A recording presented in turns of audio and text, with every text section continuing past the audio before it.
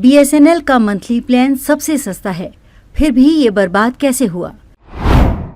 BSNL क्या वापस आ सकता है? लोग तेजी से BSNL में पोर्ट क्यों कर रहे हैं? भारत संचार निगम लिमिटेड भारत की एक ऐसी कंपनी जो भारत सरकार के लिए पैसे छापने की मशीन थी। जी हाँ साथियों, आज के इस वीडियो में हम बात कर रहे हैं एक जमाने में मार्केट के लीडर रहे उस BSNL कंपनी के बारे में जिसका जबरदस्ती दम घोटा गया। वरना ये बात जरा सोच कर देखिए कि जो BSNL कंपनी इसरो जैसे वैज्ञानिक संस्थान को अपनी सर्विस देती हो और अपना नेटवर्क चांद तक पहुंचाने की क्षमता रखती हो, वो आम जनता को कम्युनिकेशन के लिए नेटवर्क देने में सक्षम ना हो, ऐसा कैसे हो सकता है? भारतीय अंतरिक्ष अनुसंधान संगठन ने चंद्रयान 3 मिशन में नेटवर्क कनेक्टिविटी के लिए भारत संचार निगम लिमिटेड का इस्तेमाल किया था।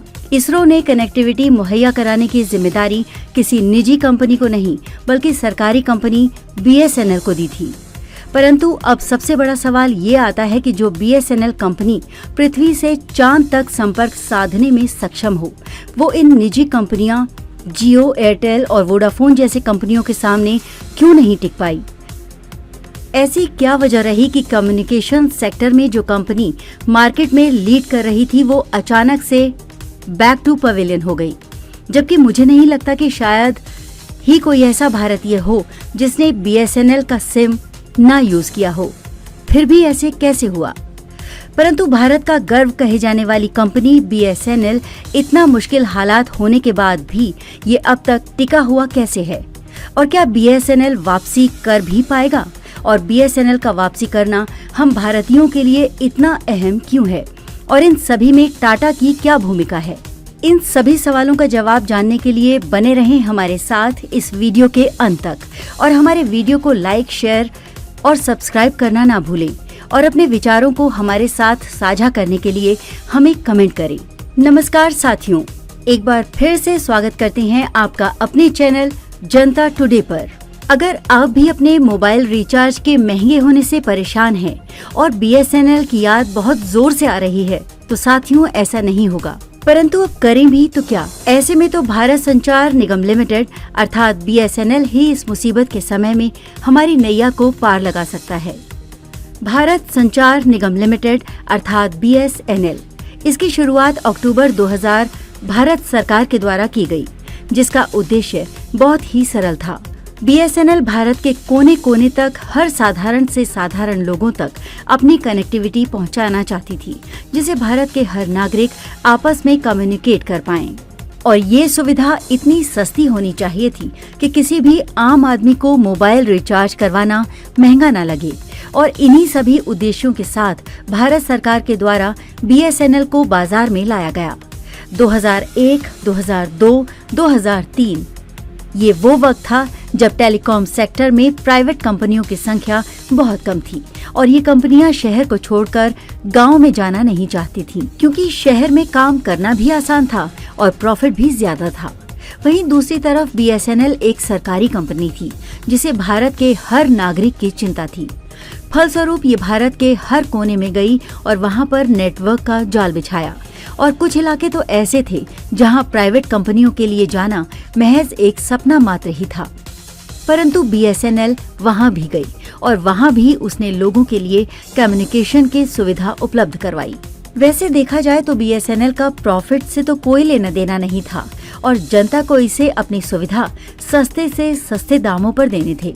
परंतु इन सभी के बावजूद 2001 से लेकर 2008 तक BSNL टेलीकॉम सेक्टर में जबरदस्त प्रॉफिट करने वाली कंपनी के रूप में सामने आई और उसने प्रॉफिट के मामले में सभी प्राइवेट कंपनियों को पीछे छोड़ दिया। इसने मात्र 8 सालों में 46,668 करोड़ रुपए का प्रॉफिट किया और एक समय तो ऐसा भी आया जब सन 2004 से 2005 में 10,000 करोड़ का प्रॉफिट इसने मात्र एक साल में कमाया।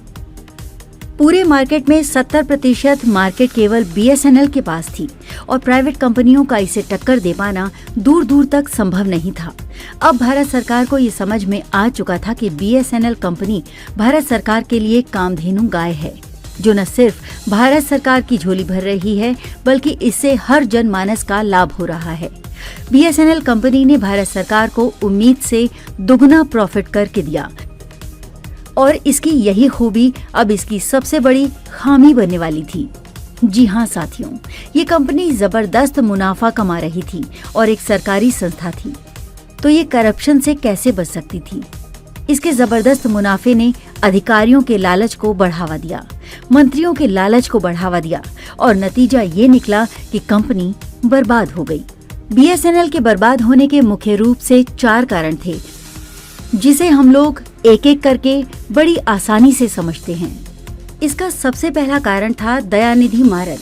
दयानिधि मारन पदवी लोकसभा के मनमोहन सिंह के मंत्रिमंडल में मंत्री पद पर कार्यरत थे, परंतु जब CBI ने इनसे पूछताछ की तब मीडिया में ये बात सामने निकल कर आई कि दयानिधि जब टेलीकॉम मिनिस्टर थे तब वो अपने ही निजी चैनल सन टीवी का संचालन BSNL के हाई स्पीड कनेक्शन से कर रहे थे, जिसका नतीजा ये हुआ कि BSNL को करोड़ों का नुकसान हुआ। दयानिधि मारन ने बड़े बड़े अधिकारियों की मदद से 323 हाई स्पीड BSNL की लाइनें अपने घर पर डलवा रखी थी, जिसके द्वारा एक निजी चैनल सन टीवी को संचालित किया जा रहा था, जो इनका खुद का मीडिया चैनल था। इसका दूसरा कारण था इन्हीं की पार्टी के एक और मंत्री ए राजा। जब बात मीडिया में दयानिधि मारन के घोटाले की सामने आई तो दयानिधि मारन को रिजाइन करना पड़ा और जब इन्होंने रिजाइन दिया तो इन्हीं के पार्टी से एक और मंत्री ए राजा को पार्टी के द्वारा टेलीकॉम मिनिस्टर बना दिया गया। आरोप था कि ए राजा और निजी अधिकारी उनकी शर्तों पर 122.2G स्पेक्ट्रम लाइसेंस बेचने या आवंटित करने में शामिल थे, जो टेलीकॉम ऑपरेटरों को फायदा पहुंचाते थे। घोटाले में कंपनियों को नीलामी की बजाय पहले आओ पहले पाओ की नीति पर लाइसेंस दिए गए थे। मामले को लेकर सुप्रीम कोर्ट में याचिका भी दाखिल की गई थी। इतना ही नहीं, इस मामले में प्रधानमंत्री कार्यालय और तत्कालीन वित्त मंत्री पी चिदम्बरम तक को सवालों के घेरे में ला दिया था। और हो भी क्यों ना, 2G घोटाला देश के सबसे बड़े घोटालों में से एक माना जाता है। इस मामले में कुल 14 लोगों और 3 कंपनियों पर आरोप लगा था। ये अब तक का सबसे बड़ा आर्थिक घपला माने जाने वाला 2G घोटाला 2010 में सामने आया था। इस पूरे घोटाले में 1,76,000 करोड़ रुपए का घोटाला किए जाने का आरोप था, परंतु उस समय के एक स्पेशल CBI जज OP सैनी के एक फैसले ने देश के तथाकथित सबसे बड़े घोटाले की पूरी तस्वीर ही बदल कर रख दी थी। CBI जज ने कहा था कि 2G के गलत आवंटन के मामले में 14 लोगों और 3 कंपनियों पर आरोप लगाया गया है, लेकिन वो सबूत पेश नहीं कर पाई है, लिहाजा कोर्ट सभी को बरी करता है। सूत्रों के अनुसार कोर्ट के इस फैसले को सुनते ही ए राजा और कनिमोझी मुस्कुरा उठे थे। 2G घोटाला ऐसा घोटाला था जिस घोटाले के बाद BSNL के उल्टे दिन चालू हो गए और ऐसा नुकसान हुआ कि तब के दिन से आज तक BSNL को प्रॉफिट कभी नहीं हुआ। BSNL के बर्बाद होने का तीसरा कारण था BSNL में CBI का इन्वॉल्वमेंट, जब 2 बड़े बड़े घोटाले निकलकर सामने आए। हालांकि ये बात अलग है कि इन घोटालों को सुप्रीम कोर्ट ने सीधे नकार दिया, परंतु इतनी बड़ी गड़बड़ी होने के बाद अब CBI की नजर BSNL पर आ टिकी। CBI ने जब BSNL की गड़बड़ियों का पता लगाना शुरू किया तो देखा कि ऐसी कंपनियां BSNL का टेंडर भर रही थीं, जिनका सिर्फ कागजों में ही नाम है, रियल में उनका कोई अस्तित्व ही नहीं है। फिर क्या था, CBI या अन्य जांच कंपनियों के द्वारा BSNL का टेंडर भरना इतना जटिल कर दिया गया कि इसका टेंडर लेने में महीनों का समय लग जाता था। ये वो दौर था जहां पर BSNL में डाउनफॉल चल रहा था, तो वहीं निजी कंपनियां एयरटेल, वोडाफोन, जियो जैसे प्राइवेट कंपनियां खुद को आगे बढ़ा रही थीं। इसका चौथा और लास्ट कारण था खुद को अपडेट न करना। Last but not the least, जी हाँ, जब BSNL की छानबीन हुए और बड़े बड़े घोटालों का पता चला और यहाँ तक कि छोटे मोटे टेंडर में भी बड़ी बड़ी गड़बड़ियां निकलकर सामने आने लगी, तो सरकार ने BSNL कंपनी के लिए नए इक्विपमेंट खरीदना तो दूर, अपडेट करना भी बंद कर दिया, क्योंकि इसके छोटे छोटे टेंडर में भी बड़े बड़े धांधले हो रहे थे, जो सरकार के लिए एक चुनौती बन गए थे। ये बात 10 सितंबर 2008 की है, जब द इकोनॉमिक टाइम्स में ये खबर छपी कि सरकारी दूरसंचार सेवा प्रदाता BSNL 1000 से अधिक आबादी वाले सभी गांवों तक GSM मोबाइल सेवाओं का विस्तार करने के लिए 93 मिलियन लाइन खरीदेगा। इस विस्तार के माध्यम से BSNL mobile TV, mobile broadband, SMS इत्यादि सुविधाओं के साथ साथ मोबाइल बैंकिंग, मोबाइल विज्ञापन, टेली शिक्षा और खोए हुए मोबाइल ट्रैकिंग सिस्टम जैसे मूल्य वर्धित सेवाएं शुरू करने जा रहा है।